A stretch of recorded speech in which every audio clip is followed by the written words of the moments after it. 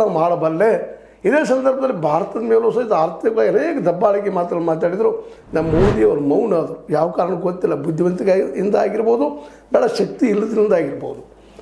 ಮೌನ ಏನಪ್ಪ ಬಂಗಾರ ಹೌದು, ಒಪ್ಪು ನಾವು ಮಾತನ್ನು. ಆದರೆ ಎರಡು ಕಾರಣ ಇರ್ತದಲ್ಲಿ. ಒಂದು, ಮೌನ ಇರೋದು ತಮ್ಮಲ್ಲಿ ಅನೇಕ ರೀತಿಯ ವಿದ್ವತ್ತು ಮತ್ತು ಅವನು ಬಲಶಾಲಿ ಅನ್ನುವಂಥ ಕಾರಣಕ್ಕಾಗಿ. ಇನ್ನೊಂದು ಏನೂ ಇಲ್ಲದ ಪರಿಸ್ಥಿತಿ. ನಮ್ಮ ಎದುರಾಳಿ ಆರ್ಥಿಕವಾಗಿ ಬಲಿಷ್ಠಿದ್ದಾಗ, ವೈಜ್ಞಾನಿಕವಾಗಿ ಬಲಿಷ್ಠಿದ್ದಾಗ ನಾವು ಅವ್ರಿಗೆ ಸರೆಂಡರ್ ಆಗುವಂಥ ಒಂದು ನಾವು ಸ್ಥಿತಿಯನ್ನು ನೋಡ್ತಾ ಇರ್ತೀವಿ. ಈ ಎರಡರಲ್ಲಿ ಯಾವುದೋ ಅದು ಮೋದಿಯವ್ರಿಗೆ ಬಿಟ್ಟಂಥ ವಿಷಯ. ಈ ಎಲ್ಲ ನೆಲೆಗಟ್ಟಿನಲ್ಲಿ ದಿನದಿಂದ ದಿನಕ್ಕೆ ರಷ್ಯಾದ ಪುತಿನ್ ಆದರೂ ಸಹಿತ ಅವರು ಯಾಕೋ ಏನೋ ಅಮೆರಿಕ ಎದುರವಾಗಿ ಜೋರ್ದಾರಾಗಿ ಮಾತಾಡಲಿಲ್ಲ. ಆದರೆ ವಿರೋಧ ಇತ್ತು.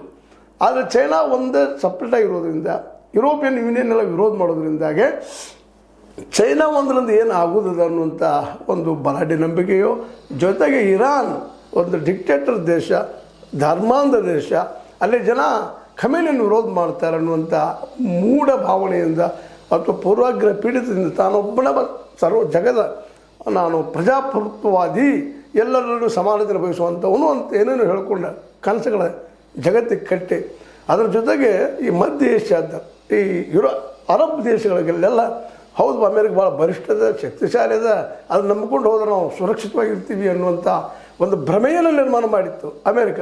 ಆ ಭ್ರಮೆಗಳೆಲ್ಲ ಅದ್ರ ಜೊತೆಗೆ ಇಸ್ರೇಲಿನ ಹುಂಬತನ ಭಾಳ ಬುದ್ಧಿವಂತರು ಇದ್ದಿಲ್ದವರು, ಅದರಲ್ಲಿ ಎರಡು ಮಾತೇ ಇಲ್ಲ. ಇಲ್ಲಿವರೆಗೆ ಅವರು ಆಡಿದಂಥ ಎಲ್ಲ ಯುದ್ಧಗಳಲ್ಲೂ ಗೆಲ್ಲುತ್ತಾ ಬಂದಂಥವ್ರು.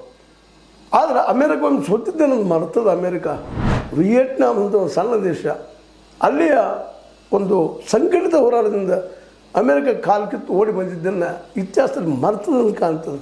ಆ ಘಟನೆ ಇವತ್ತು ನೆನಪಾಗ್ಲಿಕ್ಕೆ ಇರ್ಬೋದು ನಮ್ಮ ಟ್ರಂಪ್ ಅವರಿಗೆ. ಯಾಕಂದರೆ ಇಲ್ಲೂ ಪರಿಸ್ಥಿತಿ ಅದೇ ರೀತಿ ಆಗ್ತಾಯಿದೆ ಅಂತ.